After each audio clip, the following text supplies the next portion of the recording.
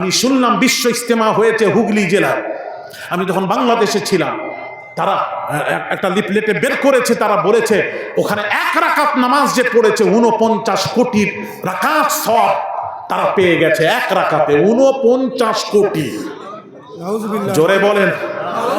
আমি ওলামাদের কাছে জানতে চাই, তুমি যে 49 কোটি পড়েছ, তোমাকে দলিল দিতে হবে কোরআন হাদিস। শরীয়ত তোমার বাপের নয়, আমার বাপের নয়, কোরআন ও হাদিস। ঠিক কিনা জোরে বলেন। হ্যাঁ, রাসূলকে একদম সাধারণ 10 জনের মানুষের জায়গায় বসিয়ে দিয়েছে। আস্তাগফিরুল্লাহ আযীম। এই জন্য আমি বলি, এরা তো বোঝে না। যারা বোঝে না তাদের ব্যাখ্যা আলাদা, যারা রাসূলকে বোঝে তাদের ব্যাখ্যা আলাদা। যার জন্য ব্যাখ্যার মধ্যে পার্থক্য আছে। ঠিক কিনা জোরে বলেন। দেখবেন ব্যাখ্যার মধ্যে দুই কবি কবিতা পড়ছে রাসূলে পাক সাল্লাল্লাহু আলাইহি সাল্লামের নূরানি চেহারা মোবারকের উপর। প্রথম কবি বলছে রাসূলের চেহারা মোবারক পূর্ণিমা চাঁদের মতো ঝলমল করত। দ্বিতীয় কবি বলছেন, ভাই আমি, দ্বিতীয় কবি এবার কবিতা পড়ছেন, मैं ओ शायर नहीं, मैं ओ शायर नहीं जो चांद कह दूं उनके चेहरे को, मैं उनकी कफस पा पर चांद को कुर्बान करता हूं। আমি তোর মতন কবি নই, নবীজির চেহারা মোবারককে পূর্ণিমা চাঁদের মতো বলবো, ও কবি আমি নই। বরঞ্চ আমি বলবো নবীজির নাল মোবারক অর্থাৎ জুতো মোবারকের সামনে পূর্ণিমার চাঁদ কিছুই নয়। একটু জোরে হবে না? জোরে হবে না? এটা তাহলে যে রাসূলকে চেনে তার ব্যাখ্যা আলাদা, যে রাসূলকে চেনে না তার ব্যাখ্যা আলাদা। কথা বলেন না কেন? হ্যাঁ, রাসূলকে সাধারণ 10 জন মানুষের মতো স্বাভাবিক বসিয়ে দিলেন। আস্তাগফিরুল্লাহ আযীম।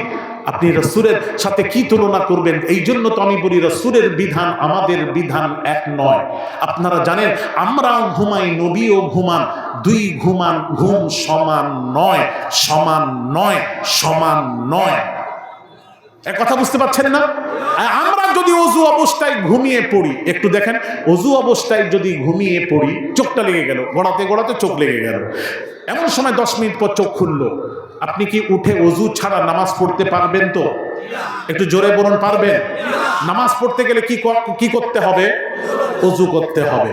এটা পৃথিবী সব পীর সাহেব হোক, হাজি সাহেব হোক, গাজী সাহেব হোক, যেই হোক, সে গাউসে পাক হোক না কেন, শরীয়তের বিধান সকলের জন্য সমান।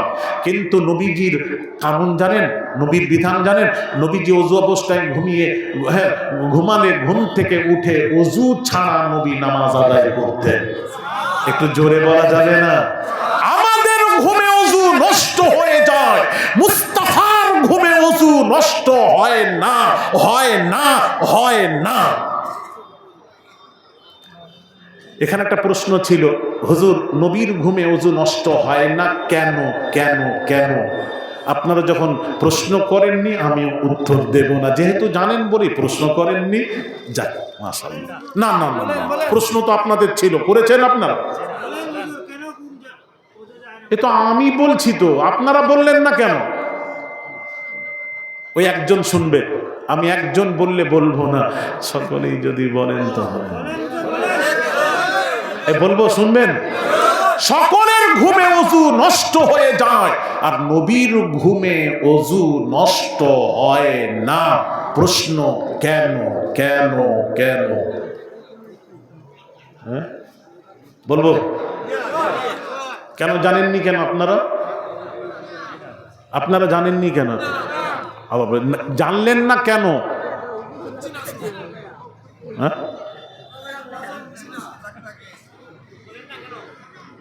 বলেন না কেন? ডাকেন না কেন?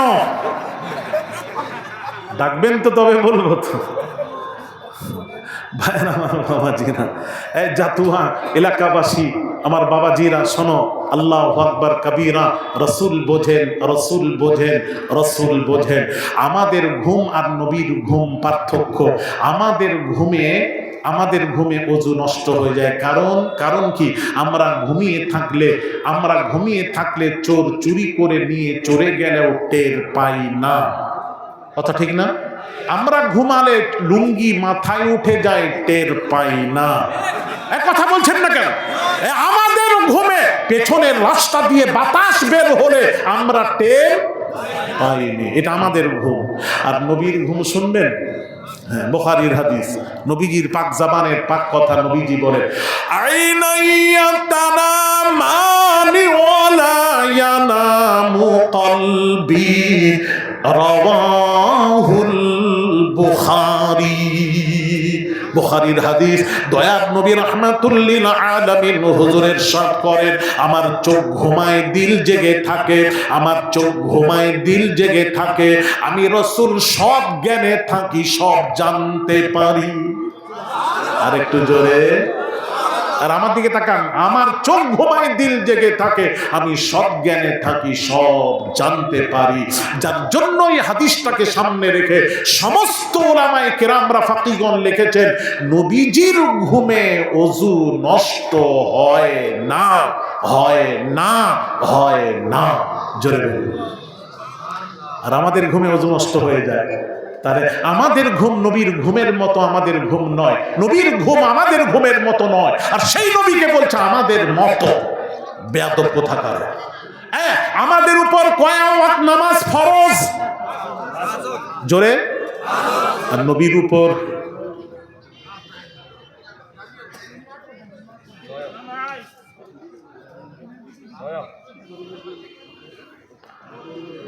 থাক বাবা, এসব তো আপনারা জানবেন না, আপনারা কি জানবেন? আমি তো নবী সম্পর্কে না বুঝলেন, আপনি কি বুঝলেন তাহলে?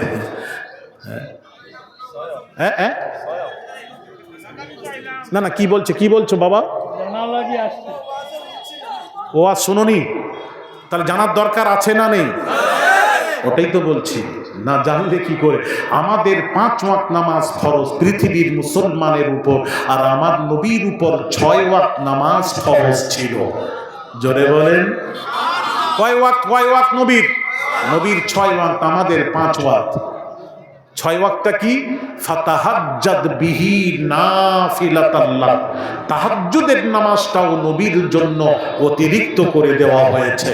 জোরে বলেন না সুবহানাল্লাহ। তাহলে আমাদের 5, নবীর 6। নবীর বিধান আলাদা, আমাদের বিধান আলাদা, আলাদা, আলাদা। শরীয়তের বিধান হলো আস-সালাতু খায়রুম মিনান নাওম। ফজরের আযানে বলে সালাত মানে নামাজ, খায়র মানে উত্তম, নাওম মানে ঘুম। সকল ঘুম হতে আল্লাহর নামাজ হলো উত্তম। এই জন্য গাউসে পাকও যদি ঘুমিয়ে থাকেন, নামাজ কাজা হওয়ার সম্ভাবনা যদি থাকে, আপনি গাউসে আজমকে আদবের সাথে নামাজের জন্য তুলে দিন, তুলে দিন, তুলে দিন। তার কারণ গাউস শরীয়তের বিধান হলো আস-সালাতু খায়রুম মিনান নাওম, সকল ঘুম হতে আল্লাহর নামাজ হলো উত্তম। গাউসে পাকের ঘুম হতে আল্লাহর নামাজ হলো উত্তম। আবু বকর সিদ্দিক রাদিয়াল্লাহু তাআলা আনহু যদি ঘুমিয়ে থাকেন, নামাজ কাজা হওয়ার সম্ভাবনা যদি থাকে, তাহলে আপনি আবু বকর সিদ্দিক রাদিয়াল্লাহু তাআলা আনহুকে নামাজের জন্য আদবের সাথে তুলে দিন, তুলে দিন, তুলে দিন। তার কারণ শরীয়তের বিধান হলো আস-সালাতু খায়রুম মিনান নাওম, সকল ঘুম হতে আল্লাহর নামাজ হলো উত্তম। আবু বকর সিদ্দিক রাদিয়াল্লাহু তাআলা আনহু ঘুম হতে নামাজ হলো উত্তম, আদবের সাথে তুলে দিন, তুলে দিন, তুলে দিন।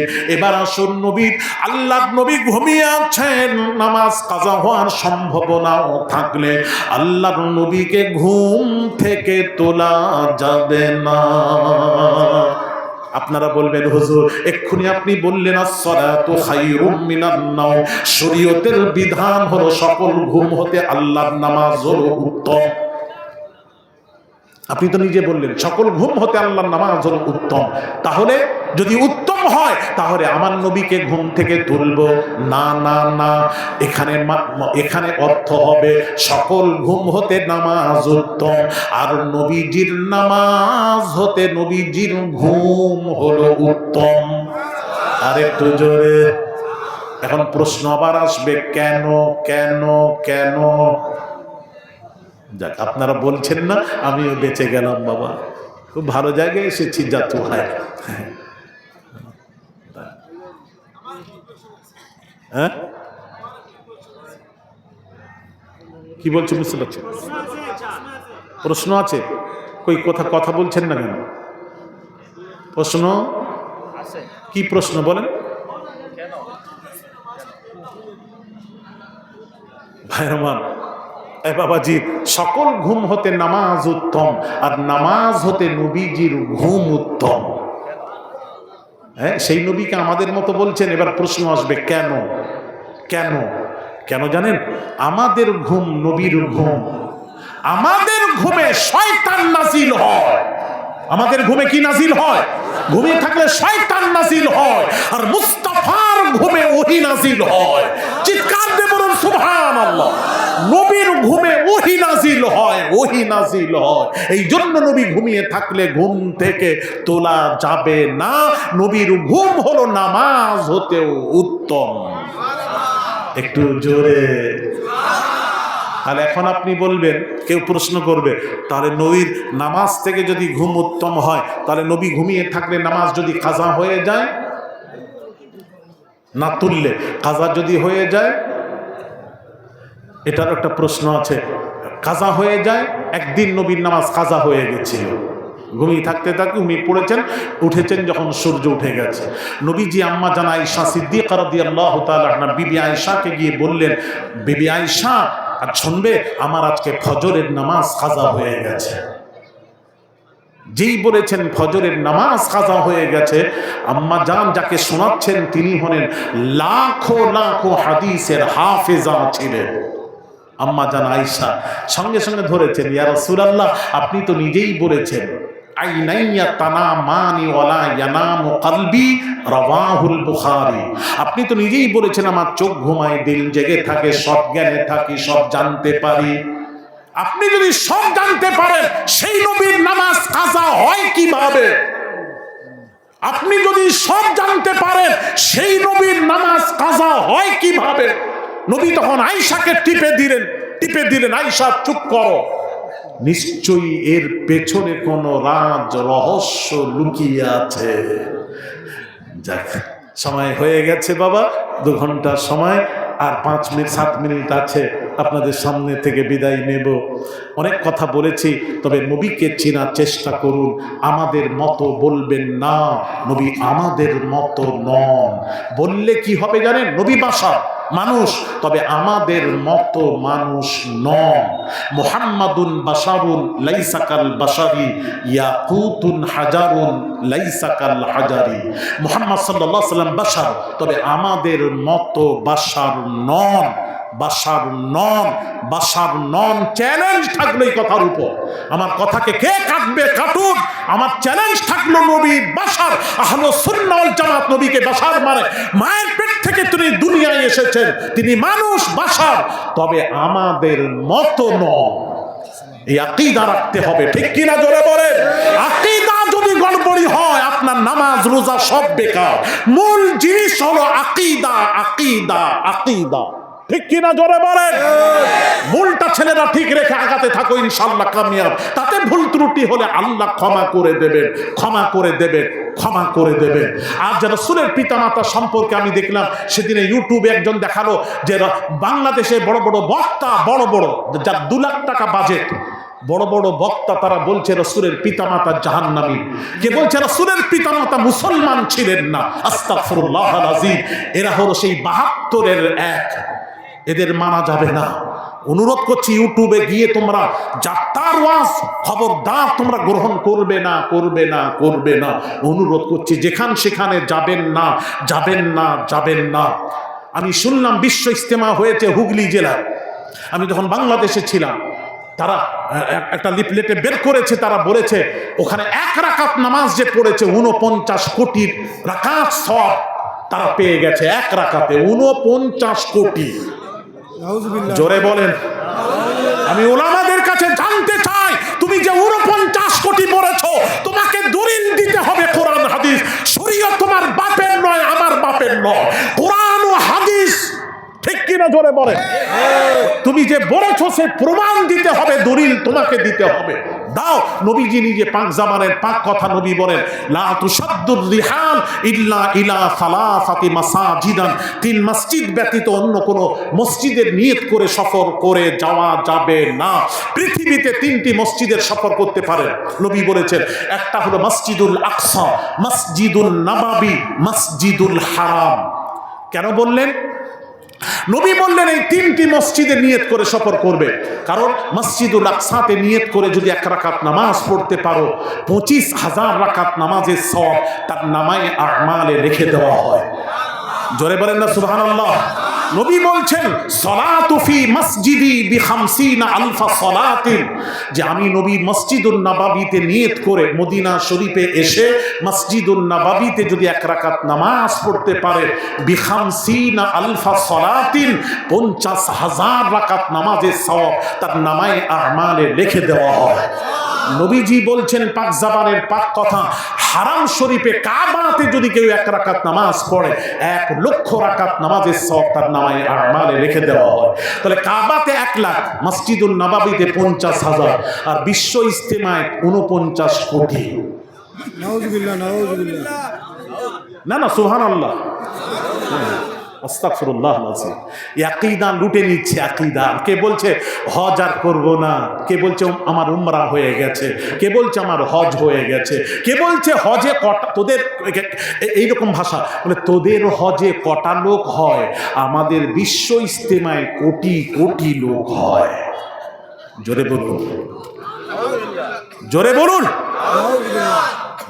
তোদের হজে মানে হজটা আমাদের, ওদের নয়। মানে গেছে কি সব শেষ, এসব কিছু হচ্ছে না। খুব বাঁচবেন, যেখানে সেখানে যাবেন না। একটা কথা বলে যাই, একটা কথা বলে যাব, জামাত না দেখনা ইমাম দেখনা। ইমাম अगर दर का नबी का दर का गुलाम है वो हमारा इमाम है। ইমাম যদি রাসূলের বাবাদম হয়, যদি ইমাম যদি রাসূলের আশিক হয়, দিওয়ানা হয়, কটা লোক আছে দেখো না জামাতের নামাজ আদায় করে নাও। আর ইমাম যদি গুস্তাখে রাসূল হয়, বেয়াদবে রাসূল হয়, সে লোক লাখ লাখ লাখ কেন, কোটি কোটি হোক না কেন, তোমরা জামাত দেখো না, ইমাম দেখে নামাজ আদায় করবে। শিখালেন কে? ইমাম হুসাইন, রাসূলের লাখতে জিগার কলিজার টুকরা ইমাম হুসেন শিখিয়ে গেলেন কারবালার ময়দানে ইয়াজিদের পেছনে 22,000 নামাজি, আর ইমাম হুসেন আলাদা 72 জনকে নিয়ে জামাতে নামাজ আদায় করলেন। গোটা দুনিয়াবাসীকে শিখাচ্ছেন, দেখো আমি 72কে নিয়ে জামাতে পড়লাম, ইয়াজিদের পেছনে হাজার হাজারের পেছনে গেলাম না। কেন গেলাম না? আমার নানা ইয়াজিদ সম্পর্কে কি বলেছে? আমার নানা ইয়াজিদ সম্পর্কে বলে গেছেন, কি বলেছেন? হাদিস শরীফ আন উবাইদা রাদিয়াল্লাহু তাআলা আনহু قال قال رسول الله صلى الله عليه وسلم لا يزال امر امتي قائما بالقسط حتى يكون اول من يظلمه رجل من بني اميه يقال له يزيد بن معاويه। জোরে বলুন আল্লাহু আকবার। আপনি যত হাদিস দেখুন, ইমাম ইবনে হাজার আসকালানী আল মাতালিবুল আলিয়ার মধ্যে হাদিসটি উল্লেখ করেছেন। বাবাজি ইমাম বাবাজি ইবনে হাজার আসকালানী, বাবাজি ইবনে কাসির আল বিদায়া ওয়ান নিহায়ার মধ্যে হাদিসটি উল্লেখ করেছেন। হাদিসটি কি? নবী বলছেন, বলে গেলেন, ভবিষ্যৎবাণী করে গেলেন। নবী বলে গেলেন আমার দিন ঠিকভাবে চলতে থাকবে, তবে বানু উমাইয়ার মধ্যে একজন আসবে, তার নাম হবে, নামও বলে দিলেন, ইউকালু লাহু ইয়াজিদ বিন মুআবিয়া। সে আসবে, মুআবিয়ার ছেলে ইয়াজিদ আসবে, আমার দিনকে উলট পালট করে দেবে। যেটা আমি নবী হারাম করে গেছি সে হারাম করবে, হালালকে হারাম বানাবে, আমার দিনকে অদল বদল করে দেবে। সেটা হলো ইউকালু লাহু বিন ইয়াজিদ বিন মুআবিয়া। নবী নাম ধরে বলে গেছেন। আর সেই ইয়াজিদ 67তে মদিনাতে, মদিনা শরীফে মসজিদুন নববীতে 15 ওয়াক্তের নামাজ বন্ধ করে দিয়েছিল। যে ইয়াজিদ মদ হারাম সেটাকে হালাল করে দিয়েছিল।